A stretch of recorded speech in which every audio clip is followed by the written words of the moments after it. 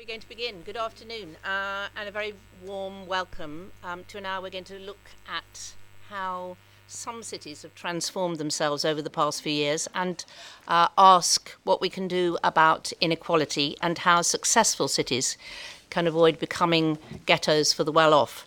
This session is part of our Festival of the Future City, as I'm sure you know, brought to you by the Bristol Festival of Ideas. My name is Jenny Lacey, and before we start, we need to just do some quick thanks to Arts Council England, Innovate UK, Bristol City Council, and the University of the West of England, who've been very generous with their support. You're going to hear from three enormously interesting speakers, so let me just introduce them to you, and they will speak. And I have begged them to leave time at the end so that you can ask them questions. So I hope very much that there will be time for you to ask them things because they have some fascinating things to say. So John Harris is a journalist and author who writes regularly for The Guardian. And I think we commissioned him to walk the streets of Bradford, Bristol, Manchester and Plymouth, did we not? Yeah, I drove a bit as well. You drove, OK. And speak to people and find out how they work and what it's like to live within them. Rowan Moore is the architecture critic of The Observer.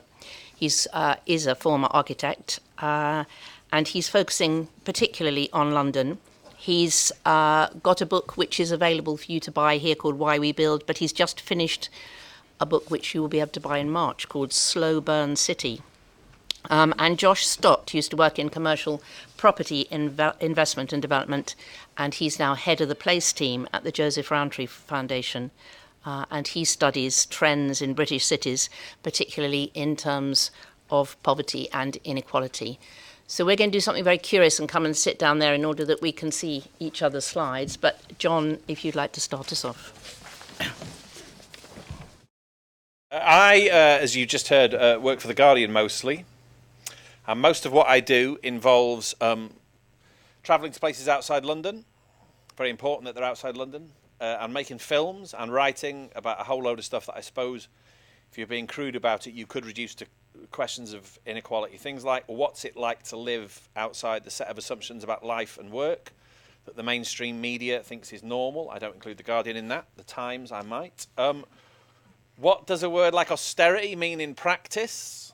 If a society and economy, in a society and economy that can be as brutal as ours, as sort of Darwinian, for individual places, what makes the difference between success and failure? That's kind of what I write about most of the time.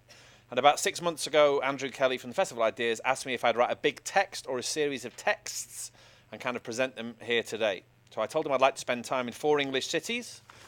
The Guardian agreed to run what I wrote, although it's also appearing in a Festival of the Future City book after the festival is finished. And I eventually came up with a list. The first one, these are the Guardian layouts. Was Manchester, population of 515,000, a place that, as everyone here doubtless knows, has become a byword for how cities can reinvent themselves, although if you look closely it's a bit more complicated than that. Next one was Bradford. I am not popular in Bradford, I will just make that clear. Well, certainly not with the leader of the council. Bradford has a population of around 203,000. It's around 10 miles from Leeds. It's an absolutely fascinating place. Which is beginning to show signs of revival, but it clearly has quite a lot of deep problems and is kind of struggling in a post-industrial way. It's not alone in that. Another place you could say the same or similar things about, Plymouth, population of 256,000. Even from here, you think you're in the southwest, it takes 3.5 hours to drive to Plymouth. England is a big place.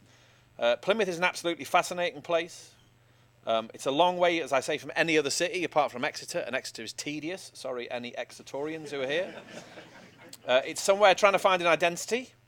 Now that its days of being a naval centre are over. It's post-industrial, but in a very, very interesting way. And the last place that I went, 45 minutes from where I live, was the city we are in now, Bristol. There's a picture of the carriage works, hotly contested site in Stokes Croft. Bristol has a population of 428,000. Somewhere, I think it's fair to say, now almost as fashionable as Manchester, with similar stories about gentrification and how a city holds on to its cultural identity as large swathes of it become more affluent. So I spent at least 3 days in each place, sometimes 4 or 5. I spoke to the people who run those cities, and also a lot of people who live and work in each city. And there sort of 4 or 5 themes came out. One, clearly, was inequality between cities. There's the map of the area of Yorkshire where I went. You can see Bradford's very, very close to Leeds. They are very, very different places. talking about cities, city living, city deals, city devolution is very, very fashionable at the moment. Partly, I think, because living in London has become increasingly impossible. So the kind of people who write property sections in the Sunday papers get very, very excited all of a sudden about people and things happening elsewhere. George Osborne, bless his cotton socks, is going on about city devolution in city regions.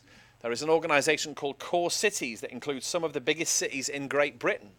Birmingham, Bristol, Leeds, Liverpool, etc. Nottingham, Sheffield, Cardiff and Glasgow. Very exciting conversation happening in those places, but there are lots of cities that often feel to me like they're struggling to keep up and they're often ignored. That applies to Portsmouth, Wakefield, Preston is a city. Who knew that? Cheers, Wikipedia. Hull, Portsmouth, Norwich, this kind of second string of cities. And when you look at what those cities have in common, you tend to find common themes. One of them is to do with transport and links to London. Bradford is 11 miles from Leeds. Effectively, if it was in America, like Minneapolis and St. Paul, you'd think of them as twin cities. But economically, Bradford feels light years away from Leeds. And one of the reasons, as well as the fact that Leeds is the biggest financial centre outside London, is the fact you can get from Leeds to London in just over 2 hours. But if you want to go from Bradford, the trains aren't much cop, and it takes over 3. I spoke to someone who's a social entrepreneur in Bradford. They said, we've not really got a great tech centre here. We've not capitalised on that. And rail connections. They thought this was central to the city's predicament. If you're in Leeds, you can get to London within 2 hours. All the major cities have that. And then he thought for a minute and he said, there's no industry here. This is what I'm saying. Where are the 21st century industries? He felt the question of transport, links to London and elsewhere, was centrally bound up with the lack of those industries. Another big theme, inequality within cities. That is a picture of Collyhurst in Manchester. If you stand in the most fashionable part of Manchester, the northern quarter, a lovely place somewhere almost moving beyond parody. You can actually go in a Belgian beer shop there and they play Fall records all day. That's kind of how cartoon hipsterish bits of it are getting. But if you walk for about half an hour, mile and a half, in a northerly direction from there, you get to Collyhurst. Its main claim to fame is it was the location for a punk club called the Electric Circus, which existed briefly. Clash played there. Buzzcocks, obviously, the early Joy Division.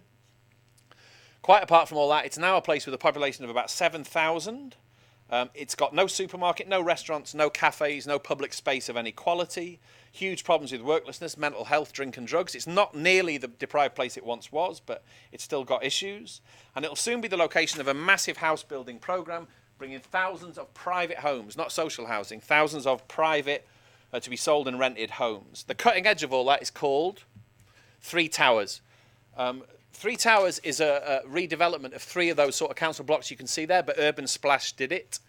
And they've each got the Christian name, the first name of one of the suffragettes on each of the 3 towers, right? And they're gated, these places. And that's sort of the cutting edge of what's coming for Collyhurst. And what they worry about in Collyhurst is when all these more affluent people move in, it will look like Collyhurst is suddenly doing very, very well. But the circumstances of the 7,000 people who have always lived there will remain exactly the same as it is. All the social statistics will shoot up, but the problems will remain the same. It's a very modern phenomenon, this. It struck me that inequality will get worse, therefore, but at the same time it will become more invisible. The issue bound up with all of that, clearly, central to it, is housing. That's Electricity House in Bristol, kind of flagship, very high-end development of luxury apartments right in the middle of town. Housing is becoming the central issue, it seems to be, in British politics. And in Bristol, I was struck by the fact that, echoing the Collyhurst case, there are really big concerns about the nature of regeneration and redevelopment. There's a brilliant newspaper here, quarterly newspaper and website, which you should read and subscribe to make sure it carries on publishing, which is called the Bristol Cable. And the Bristol Cable looks into parts of city life that are usually ignored. There's a brilliant infographic they published recently, which looked at new housing developments in the city and how much of this new housing was given over to so-called affordable housing. Bristol City Council has an official level of affordable housing it should insist on, which is up to 40%. The highest it has got lately is 13%, and in most places, Electricity House being an example, there is no affordable housing whatsoever. This is part of what's changing in cities. A lot of these developments displace people, but it's very hard for local people to remain where they are because of the absence of, let alone affordable housing, social rented housing. It's a huge issue everywhere, this. And even affordable housing, clearly, You get a one-bedroom flat, two-bedroom flat that costs £150,000. If you're a first-time buyer, that requires a deposit of £30,000. So it's not terribly affordable. That slide was out. I told you I was crap at PowerPoint. That's what Three Towers looks like. Anyway, moving on. Austerity and what it means. That is a great picture of George Osborne. Big Brother is not watching you. So you won't be surprised to hear that this is a huge issue in every city I've visited. All the city leaders I talked about were in the midst of it. And in Manchester in particular, you get a very sort of striking sense of what the modern condition might be, which is there are cranes all over the city skyline, right? And there are big cars parked everywhere. And there are Belgian beer shops that play the Fall all day, which is very nice. But at the same time, if you're in any way struggling, you'll probably have the sense that the social fabric is falling apart. Manchester City Council has had the money it gets from Whitehall cut by about 50%, or since 2010, or it will do by the time George Osborne's spending review is over. And housing is an issue with all this as well. Gentrification, the wrong kind of housing development, and austerity, it strikes me, now form a pincer movement. When I was in Bristol, I went to a place called the Malcolm X Community Centre, which is in St Paul's. That's had the money that it used to get from the City Council cut by half. It used to get £70,000 a year, it now gets £35,000 a year. They need more voluntary help. But because London is overheating, lots of people who had two-bedroom flats in Stoke Newington are able to sell them and buy houses in St Paul's. So the nature of St Paul's as a place is changing fast, right? They need more volunteers at the Malcolm X Community Centre. They need more people to help. Unfortunately, it pains me to say this, the sort of people who are moving into St Paul's feel a bit scared, probably, about something called the Malcolm X Community Centre. It's quite difficult. The City Council, I'm told, is leaning on them to change its name to something quite vanilla, you know, like Parkside or something like that. And they're not having it, which I think is the right thing. But it shows you what's happening there. People need civic society to be thriving, and one of the effects of gentrification is that civic society isn't. This is Amira Cole, who's the chair of the Malcolm X Centre. She said, people don't get involved. A lot of the people who would be involved are now outside the area, and a lot of people who live here now don't have the connection anymore. So in terms of running the place, you don't get that support. Towards the end now, one big question in the midst of all this is how to be a success. Just want to talk very briefly about leadership and politics. Political continuity can be very, very useful. In Manchester, as is well known, the Labour Party has been in charge of that city council since it was created in the early 70s. The leader of the city council, that's him, Richard Leese, a Manchester City supporter, as is only right, a Mancunian football team, has been in his job as opposed to a non-Mancunian football team. You know who I'm talking about. Richard Leese has been in his job since 1996. Sir Howard Bernstein, the chief executive, has been in post since 1998. Now you contrast that with Plymouth, fascinating place. You should visit Plymouth. It's an interesting place, tells you masses about what the 21st century is going to be like in a good way. Labour runs Plymouth. Labour currently has 28 seats on the council to the Tories 26. UKIP have got 3. And like a lot of councils in Plymouth, they have 3-year electoral cycles with a third of the council elected each year and then a year off, right? Which means that things are tremendously volatile. This is from Wikipedia. This since 1997 is who's been in control of Plymouth City Council. Labour there for 3 years, then the Tories for 3 years, Labour for another 3 years, no overall control for a year, then Labour for a single year, then the Tories for 5 years, then Labour for 3 years, then no overall control, although Labour is still running the council now, right? Strikes me as a crazy system. You couldn't run a country like that. It would be insane if Parliament was like that, so I don't really understand why city government is still like that. It needs changing. Even so, the quality of leadership in Plymouth is excellent. This is Tudor Evans. Tudor Evans is a fantastically inspiring evangelist for his city. He's not from Plymouth, he's from Ebbw Vale. When he was a punk rocker, he came to Plymouth because the gigs were good at Plymouth Poly. He now runs the place. You should follow him on Twitter. He doesn't just sit in an office talking. When I went to see him, I was very struck with the fact the other city leaders I met just sat in an office and talked to me. He took an afternoon out to show me round. He's an evangelist for his city, but he might be out of power next May, particularly given the way the Labour Party is going at the moment, but that's a private opinion. Anyway, to close a few thoughts, it's pretty clear now that all successful cities have huge universities, ideally at least 2 huge universities, and there's a huge story about culture in the midst of all this. Bristol and Manchester prove it. If you have a cultural reputation, you can bring people and money to your city. Plymouth is trying hard to somehow pull that off. But there's a crucial fault line, a point of great delicacy within all this, which is that wealth is very often anathema to culture, and gentrification can wipe out what makes cities special. When I was hanging around at the offices of the Bristol Cable in Stokes Croft, I met one of the people responsible for the Bristol Cable, who's called Adam Cantwell, and he said this. I took it as a warning, really. In 10 or 15 years, what Bristol trades off is going to disappear. That's what I think. It's going to become another standard place that doesn't have anything to sell to its tourists and put in its brochures. That is the story, to my mind, of large swathes of London.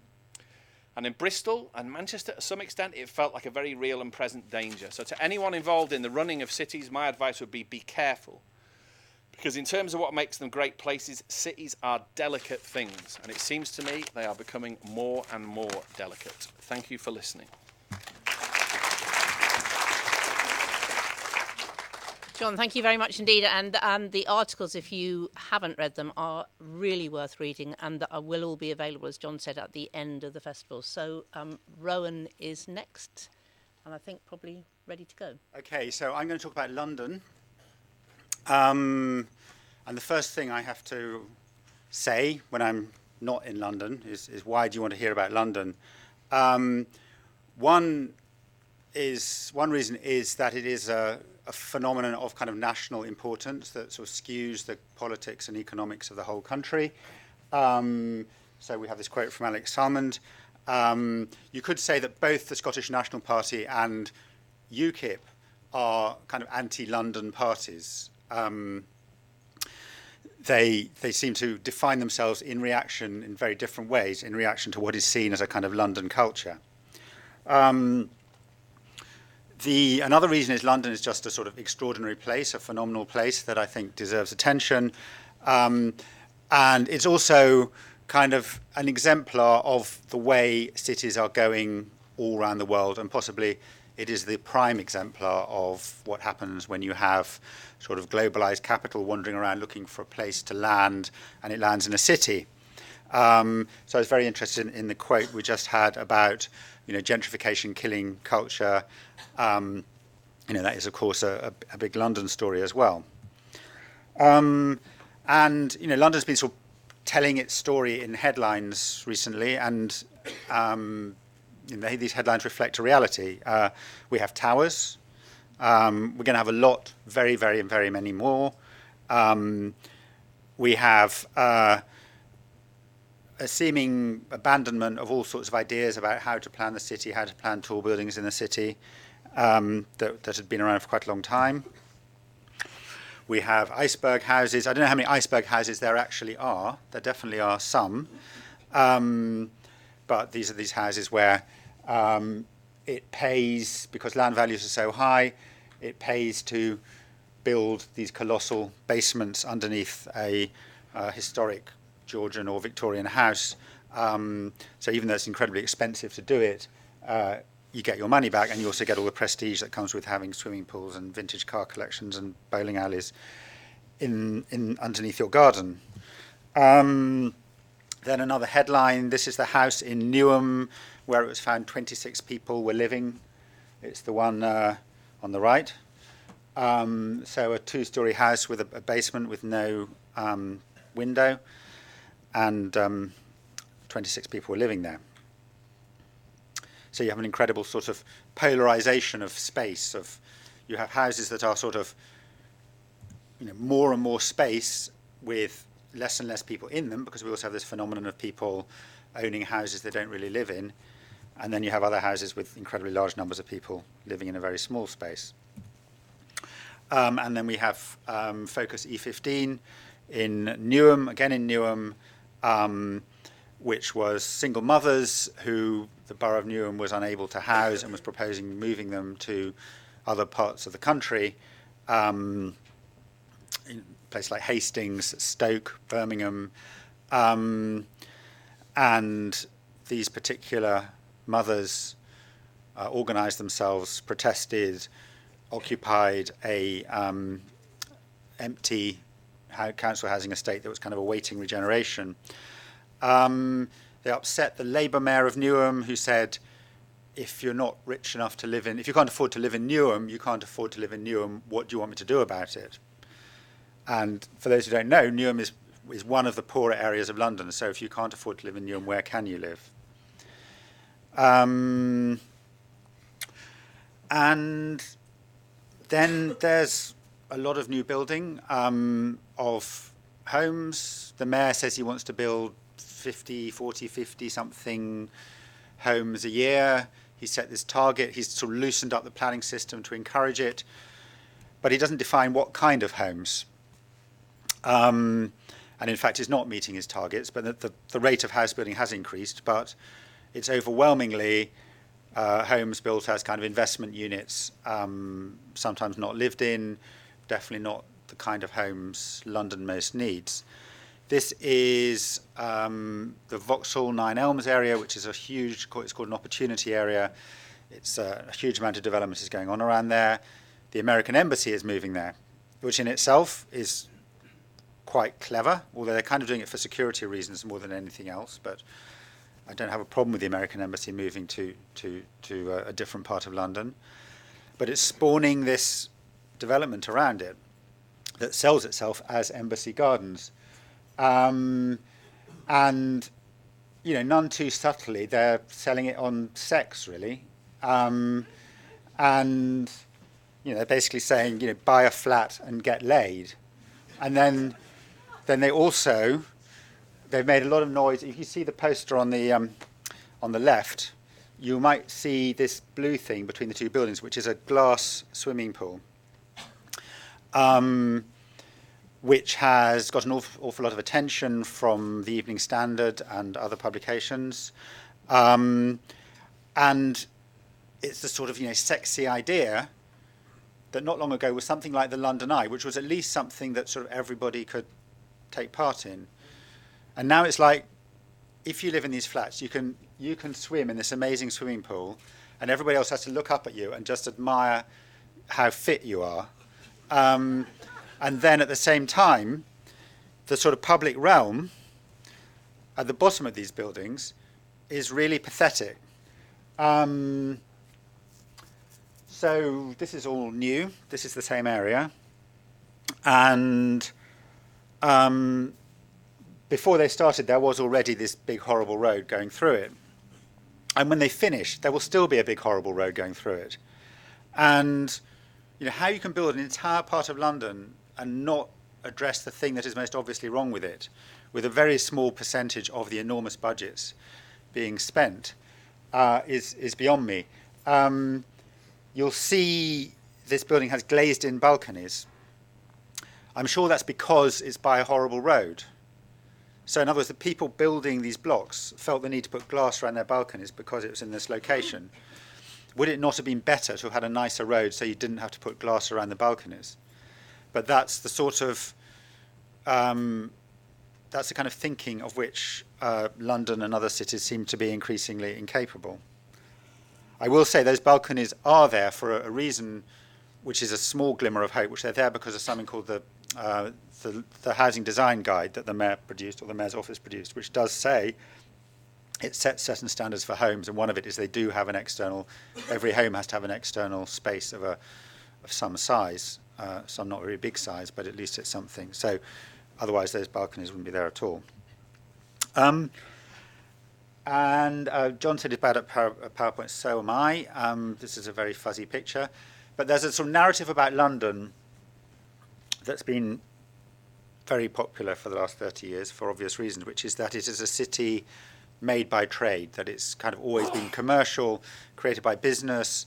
An awful lot of its housing, and especially the stuff people like, the sort of Georgian squares and terraces, were built by speculators or by the great estates, by the big aristocratic landowners who were lucky enough to own some land on what became London. And the story goes this makes London wonderfully kind of adaptable, flexible, a place of opportunity. There is quite a lot of truth in that, but it also ignores a very big other part of London's history, which is really major public interventions that are not only very big, but very creative and imaginative. They're things that had never been done before. They were invented in response to particular situations, usually situations brought on by private enterprise running out of control and causing horrific problems. And then having been done, they not only became part of the sort of furniture and landscape of London, they also became models that were imitated in other countries and other cities in Britain. And the most obvious example is Bazalgette's building of the London sewage system in the 19th century, which came after about 20 or 25 years of people pointing out that it was no longer acceptable to pour raw sewage into the Thames being also the source of drinking water for the city. So he built this drainage system that's been working very well ever since, that also created the embankments, which so therefore it has kind of civic, public dimension. But in order to do that, it was actually necessary to reinvent the administration of London. So the Metropolitan Board of Works was created, because before that London was ruled by a series of very small kind of parish organisations. So it's completely incapable of doing something like building a citywide sewage system. I'm out of time already. Okay, I'll go very fast. Okay, Victorian border schools. A response to the Great Education Act. Council housing. Self-build housing. This is where people are empowered to build their own houses on council-owned land.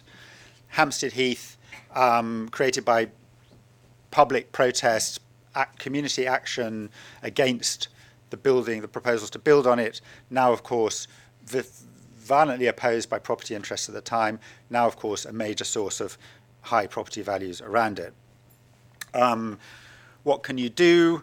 This is a proposal by Urbed planners, actually based on Oxford. This is a proposal to build on the Oxford Greenbelt, but in a planned and intelligent way, such that more people have access to nature, there is more housing, and you have good public transport to the city.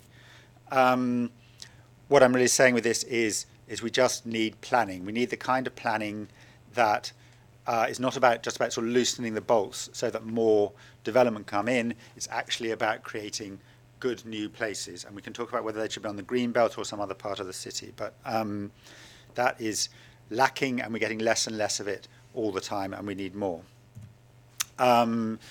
This is an idea that I had something to do with, which is basically saying that this is a site near Canary Wharf, and we're basically saying where you have these zones where people are going to build enormous towers, then actually make sure they really give something back to the public. So this is an idea for a kind of public realm that's not just a bit of grass and Chinese granite, but actually is an asset for people in the area and is accessible. And then individual action. Don't just leave it to big political corporate entities. This is a proposal I was also involved with for encouraging people to. An awful lot of London is 2 stories and not very good quality housing that has quite sort of pleasant and charming. And if you increase the density of those places, they would actually work better, be nicer, and there'd be more homes, and it can be done in a very incremental way. So this is an idea that allows people to increase the scale of buildings in these kind of areas in different ways without having to kind of knock it the whole lot down and start again. Sorry for the rush, but we'll discuss it more later. Great, and hopefully we will have time to talk about it, in particular to talk about some of the solutions. So, Rowan, thank you very much indeed. So now we're Josh Stott is going to talk about his work looking at inequality and poverty, which in a sense, of course, is what both of Rowan and John were talking about as well. Are you okay? Great. Thank you. So yeah, I'm Josh Stott. I head up one of the policy research teams at the Joseph Rowntree Foundation. Some of you may not be familiar with us. We're an independent organisation that seeks to understand and address the root causes of poverty here in the UK. I specifically lead our programme of work around cities, growth and poverty. Really trying to understand what you can do at the local level, what you can do at the city or city regional level to promote more inclusive growth. So we know that growth, doesn't trickle down far enough to reach everyone, and it can simply pass people and places by. So we're trying to understand, well, what can you do? What are the local levers? What are the local things that you can do to try and connect households in poverty to growth? I'm going to talk very quickly about three things. And it's as though me and John had actually spoken about this beforehand, because some of it aligns with his slides. But first, I'm going to talk a little bit about the inequalities between cities across the UK. Secondly, talk a little bit about inequalities within cities, and focus particularly on Bristol. And then, rather than just sort of paint the picture of doom and gloom, I wanted to also then talk about what cities can do. The so what. What are the things that cities can do to promote a more inclusive growth agenda? So this is a map from a forthcoming report of ours we'll be publishing in the new year. It looked at, the unequal patterns of growth across 70 plus towns and cities across the UK. And what we've done, is pull together and integrate a whole range of different indicators around growth. So integrating population and demography, employment and labour market, and the sort of economic vitality, a whole range of bundle of indicators that we've bundled together into a composite index. And then this is the results. And I really want to kind of show you the map, I think for the main reason, just to kind of show the very, very striking north-south divide. So within this, the red squares essentially mean bad. They're at the bottom of the league table, places whose economies are really struggling over a substantial period of time. The oranges are the next category, so underperforming economies, and then the greens, they don't fall in the bottom third, and from a growth perspective, are generally doing okay. But as I say, what I think is incredibly striking is the north-south divide we've got here. There's a whole sea of green across the south, so not one town or city in the south falling in the bottom third of our index. And then you've got this cluster of reds and oranges, around the M62, particularly around Pennine, Lancashire, Burnley, Rochdale, Blackburn, and other places. But for me, in terms of future policy and thinking forward, this raises really, really fundamental questions around the Chancellor's concept of the Northern Powerhouse. And I think we can't just be backing Manchester and hoping Manchester's going to drag the rest of the North along. What we need is a much more comprehensive and nuanced strategy that looks at the future role and function of a much more diverse range of places, not just the core cities. I haven't got time to run through these stats in detail, but really just to kind of illustrate the different performance or the disparities between places, and really just to highlight how you can see there are places like Milton Keynes and Cambridge that are getting bigger and stronger, more skilled workforce, more job opportunities available for their residents, compared to other places whose labour markets and economies are just lagging further and further behind. And to be honest, I could have picked a countless number of statistics and indicators here, around skills, around population, around migration. But I think the one that always gets me, probably the most emotive one that makes me stop and think, is then there's this final one. Just thinking in terms of the differential in life expectancy between places across the UK. And this is for males, for baby boys. A baby boy born in South Cambridgeshire last year is expected to live 10 years longer than a boy born on the same day in Glasgow. And within England, I think Blackpool's the lowest, but the differential there is still sort of 8 or 9 years. So huge inequalities. We're talking about very, very different types of places, very, very different types of issues and challenges. But so of course, inequality doesn't just exist between cities, it also exists within cities. Some of you may be familiar with the Index of Multiple Deprivation. This was published 6 weeks ago by the Department for Communities and Local Government.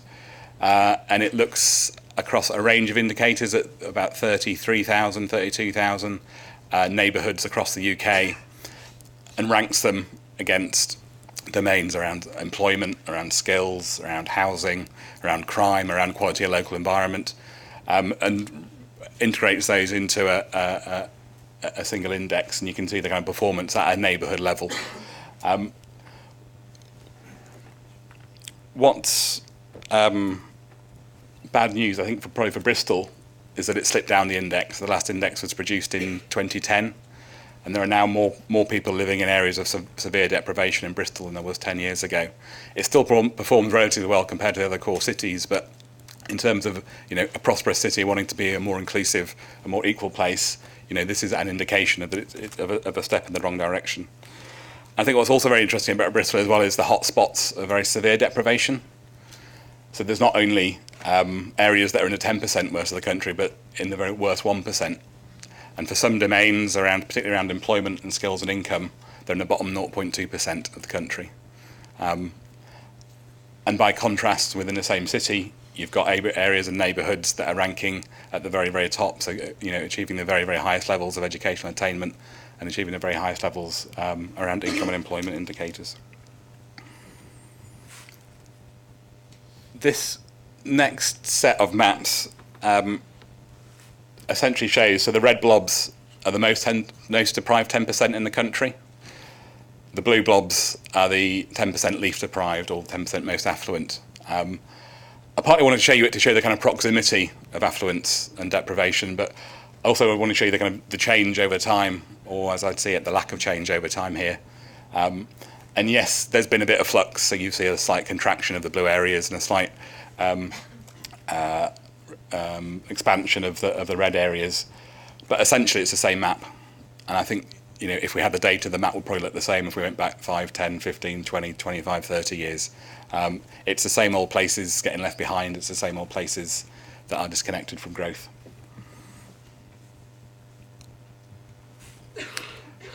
And I'll just very quickly return back then to that emotive issue around life expectancy, and just to pose a question really, you know, if you've thought about it within the context of your own city, and the discrepancies or disparities in life expectancy. How many years longer do you think a boy born in Henleaze will live compared to a boy born in Southmead on the very same day? 2 years, 3 years, 4 years? It's almost a decade, and that is literally up the road. And I guess really just sort of pose the question, you know, how does that make you feel, that level of inequality? You know, in one of the most prosperous cities in the country with one of the most developed economies and one of the most developed welfare states in the world, does that feel right, or does it feel like we've got something fundamentally wrong? I guess it also highlights, you know, when you start looking at this kind of local area level data, what you start seeing is really, I would say, is a tale of two cities. You know, you've got a twin track economy, and it's not exclusive to Bristol. The stats would be similar if we looked at other cities. So that's a sort of doom and gloom, but I also wanted to say a little bit about what cities can do to take forward an inclusive growth agenda. And I've sort of framed it around these three areas. So the first thing they can do is set the agenda. You know, cities don't need to wait from Whitehall to take their lead. There are things that they can do. They can set their own agenda locally. I've just picked out 2 quotes here from leading global cities, high-profile mayors, really just to illustrate how a local leader can set the tone or help set the vision for a city or perhaps for a term of office. I'll let you just read them through, but Bill de Blasio is the mayor of New York, for those of you who don't know, but quite different approaches, quite different takes. But of course, you know, rhetoric only gets you so far. It's important, but it only gets you so far. And obviously, you know, being able to define and measure success and what success might look like, you know, what is inclusive growth? How do we know if we're achieving it? Is absolutely critical. But also, if we're talking about wanting to promote inclusive growth, then setting the right strategy to get you there to achieve those objectives is key. If we're talking about inclusive growth, what we're talking about really is a local economic strategy. And at the moment, I feel that local economic strategies are far too skewed towards only part of the economy. It's all about the high-end, high-value, the kind of sexy industries, whether that be creative and digital, whether it be marine biology, whether it be advanced manufacturing. And huge swathes of the economy are just excluded or just ignored in local economic strategy. You know, areas, sectors that are high employment and perhaps low skill, whether it be retail or hospitality or the care industries. So I think in part of this agenda setting, you need a strategy that is far more balanced and looks at raising productivity and pay levels in those low pay sectors, not just focusing on the high growth sectors. Second thing cities can do is make the connections, and really I could have talked about so many things here for so long, so you know, whether that be around skills, whether it be around transport, whether it be around housing, whether it be around the work programme or information, advice and guidance, there are a huge amount of policy areas where cities can make better connections, but I thought I'd just focus on one just to sort of bring it to life for you a bit and to show how connections can be made. And talking here about then the development pipeline of capital infrastructure projects. So billions and billions of pounds, public sector and private sector money that's going to be spent in Bristol and in other cities over the next few years. And there's a lot more that could be done to ensure that the social value of that investment was maximised. A lot more could be done to link residents and most in need to the job opportunities and the training opportunities that are going to be generated through those billions of pounds worth of investment. And what needs to happen, I guess, is a move from a kind of ad hoc, reactive approach to one that's a lot more strategic, a lot more proactive, and a lot more targeted. And that means making the connections. It means making the connections across developers, planning and procurement officers, employment and skills providers, three different worlds essentially, cities all operating within cities that could be much better connected. And of course it means better connections across the public, private and third sectors too. Final frame then of saying around what cities can do is that they can lead by example. And when I'm talking about leadership, I don't think it should just be limited to the local authority here. Or the combined authority or the local enterprise partnership. I see that local economic leadership, local civic leadership really should extend beyond the local authority and should embrace a wider set of institutions, what I term anchor institutions. So those biggest spenders, the biggest employers in a place that make up a city's ecosystem. And we're talking about, yes, the local authority is an important one there, but we're talking about the hospitals, the NHS, we're talking about the universities. I think in particular universities have a key role that they could play and don't. Talking about FE colleges, talking about large housing associations. So as I say, the biggest spenders, employers whose footprint really could make a difference in terms of reducing poverty and inequality. And part of that might be about how they spend their money, so it's about procurement practices. Could they have a bigger impact locally? Could they have a bigger impact on reducing poverty? But it's also, I think, about their HR and their recruitment and their role as an employer. If we're talking about if we want the private sector to do things differently and to offer better contracts, to pay more, I think it's a bit disingenuous to expect the private sector to do that if the public sector hasn't got its own house in order. So those were very whistle-stop tours, just kind of three areas that I think cities can do something in. I think really then just to conclude and come back to the theme of the event in terms of the sort of forward-looking nature, I guess I'm going to sort of pose questions rather than give answers, unfortunately. But I guess, if we're talking about the future of poverty and inequality within the UK and in the UK cities, do we think that in 20, 30 years the Northern Powerhouse is going to have had any difference on that north-south divide? Do you think that map, if we put it up in 20 years with the greens and the reds, would be any different? Do we think that Greater Manchester is going to simply emulate London? Is it going to become a Londoner North with the stark inequalities and poverty that exist in London? Or do we think Greater Manchester could perhaps adopt a different growth model? And what about Bristol itself? In 20, 30, 40 years, will Bristol be a tale of one or two cities? Will it slide up or down that index of multiple deprivation? Will those red blobs still be in the same place? Will some residents still be living 10 years longer than others? I guess what I want to convey is that I don't think any of that is inevitable and that cities aren't powerless in the face of global markets or centralised Whitehall. There are decisions that they can take, there are priorities that they can change, and there are things that they can do locally that could affect some change. Thank you.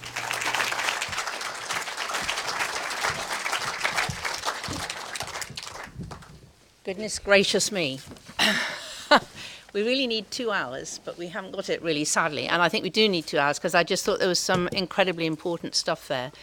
Can I will go to the audience. I just wanted to ask any of you whether you wanted to pick up on anything out of each other's.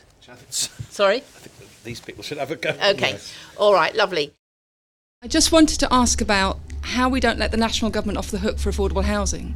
So, John, I take your point about, no affordable housing in the local developments, and I don't know those. I don't want to be an apologist for the council because I haven't seen the documents. But I know that all three of you know well enough about Section 106 agreements, viability, the National Planning Policy Framework, paragraphs 14, 47, 49, and how that's really taking, in very technical ways, sort of dismantle the planning system from the inside, and not to mention affordable rent and starter homes coming in the new housing bill. So okay, can we stick with the question? Well, the question is that if we frame it up through a city lens, and I think that's really useful and really valuable, how do we still make sure that people understand that these are national policies being decided on a national level that really disempower local decision makers when it comes to affordable housing?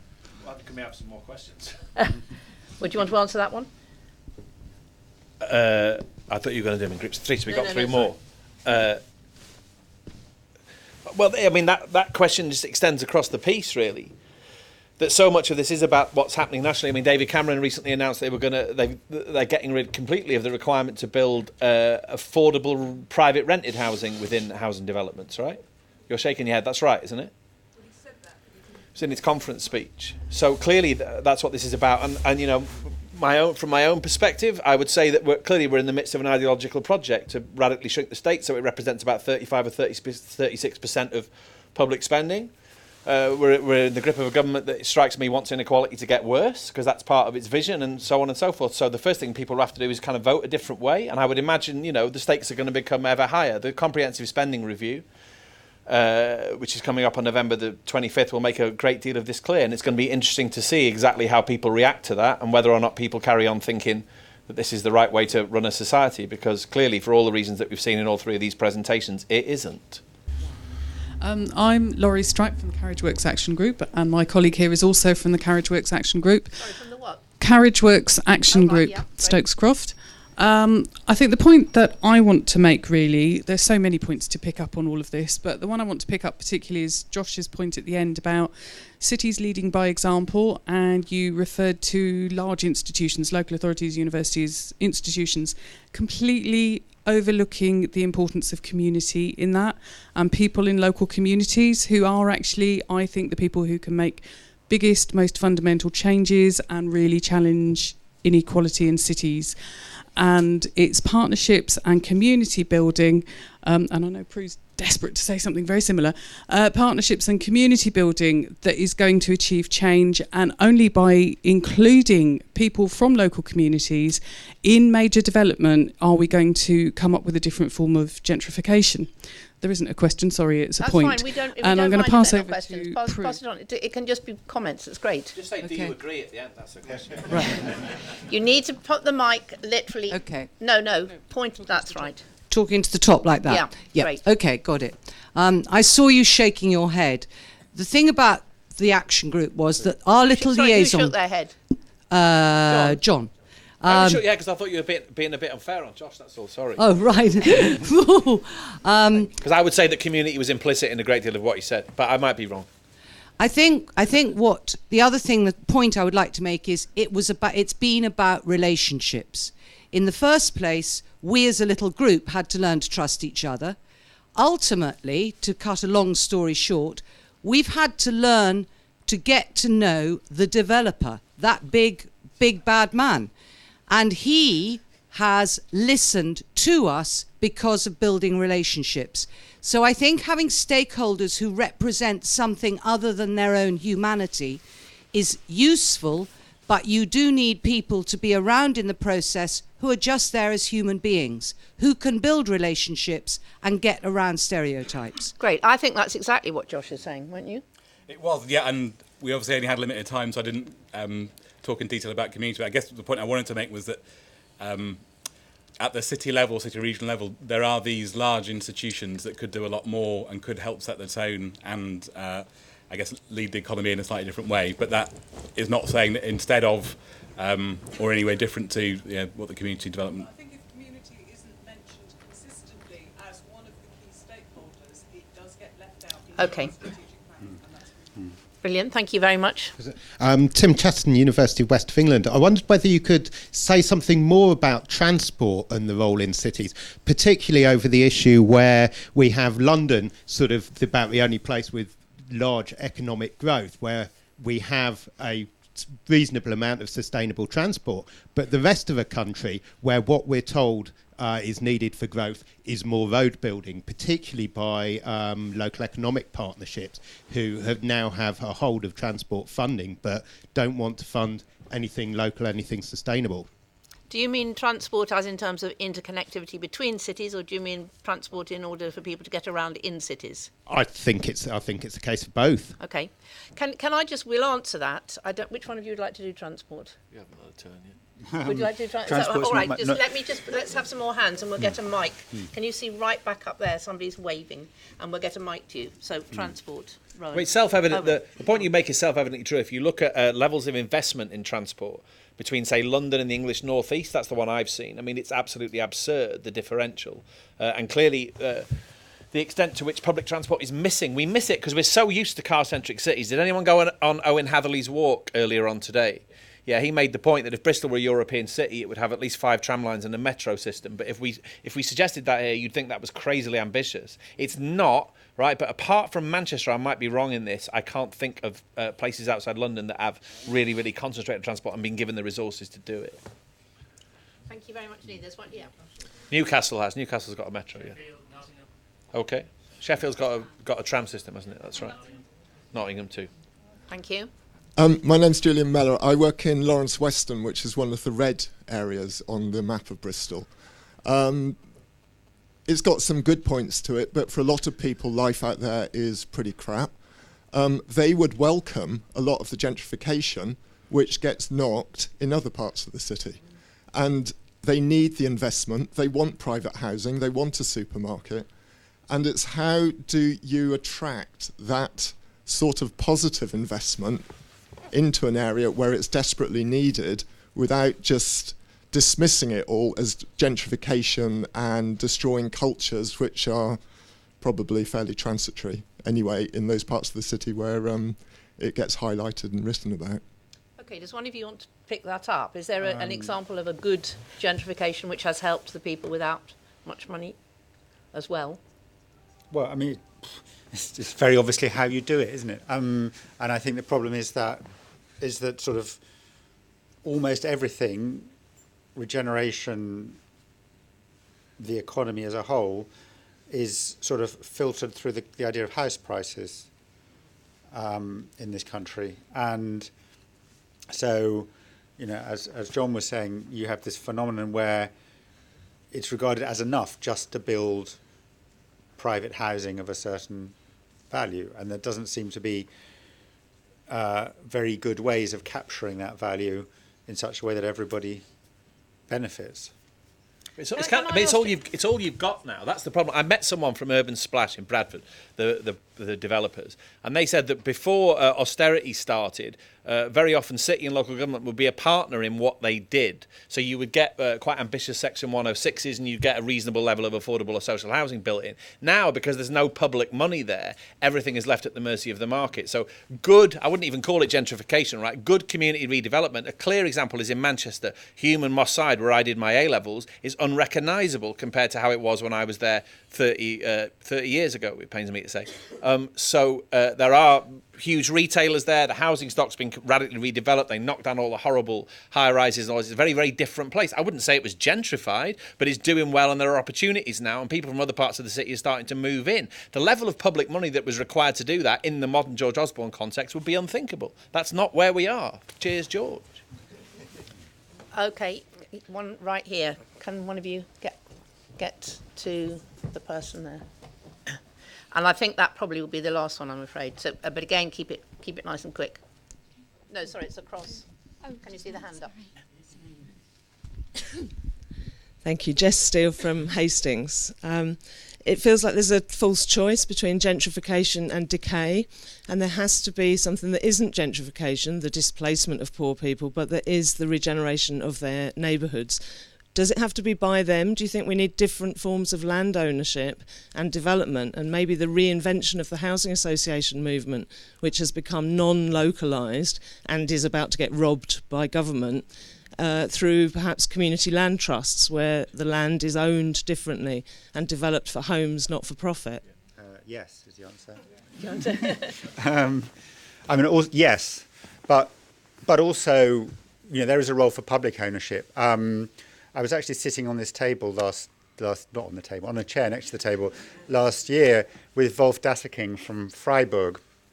And Freiburg is held up as rightly as an example of really enlightened sort of city expansion that achieves all these things.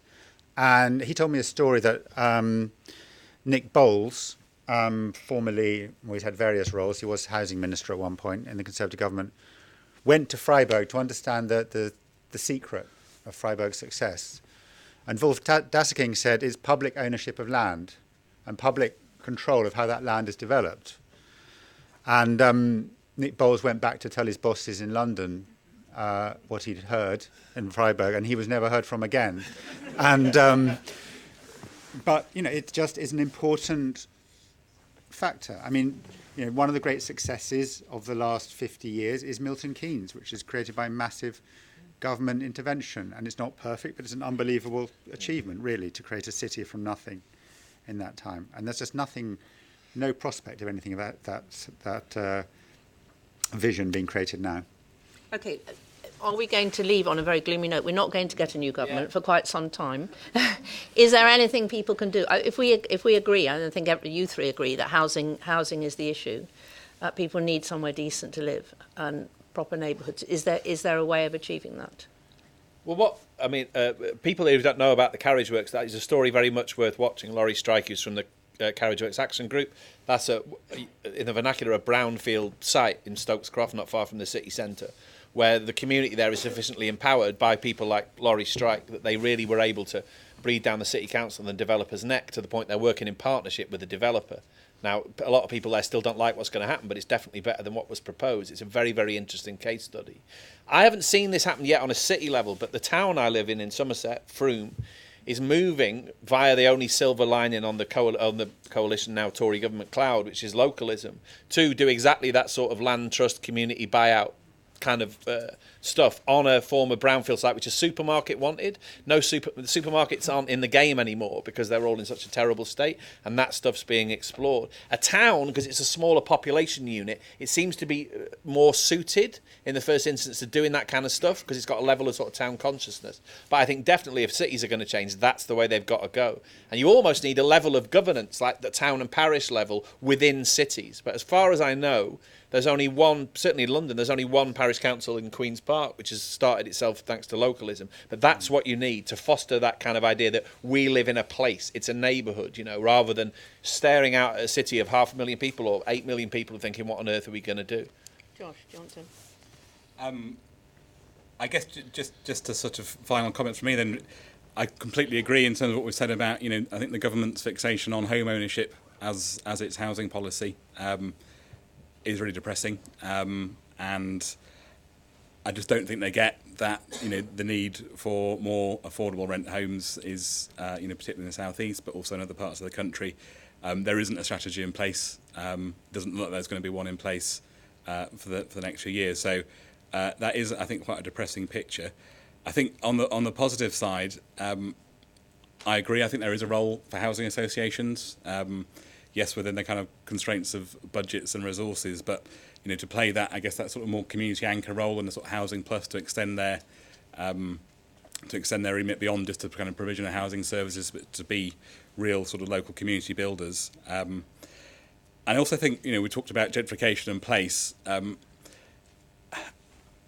think as important as improving the appearance of areas, as important as improving the kind of environmental quality of areas, is we've got to think a lot more clearly about how we're going to be connecting residents living in those areas to the labour market, because otherwise they are going to be displaced because they're not going to be able to afford the increased rents or the increased house prices. So yes, we need to think at that neighbourhood level, but we need to be thinking how can people in those neighbourhoods connect with their wider urban labour market that they're living within, and how can we ensure that they've got the skills and got our sort of job ready to enable them to remain in the areas that once have been improved. And Rona, your schemes which look great, are they going to get built? Not this decade. Okay. It is all about central government at the moment. We can talk about how universities could be more responsible and blah, blah, blah. But, for universities are actually being made to act more and more like businesses. And I've been writing about how London Metropolitan University is closing down the Cass Art School, which is a kind of incredible asset for East London, just so they can sell the building and build flats. Am I optimistic in the short term? Absolutely not. In the longer term, from the examples I've looked at in the 19th century, the campaigns to protect green spaces, for example, over a very long time scale, if people really push for something, then eventually it changes. The wind does change and that these ideas get their chance. But it's like a 20-year thing. It's not a 5-year thing. Okay, well, really apologies again about lack of time, but we do have to get out because somebody else is going to come in here. So can we just thank John Harris, and please read his stuff because it's great. Rowan Moore, and you'll want to read Rowan's book when it comes out. Slowburn City, Picador, March. Great, and Josh, please keep working and sorting inequality for us. So thank you all very much indeed.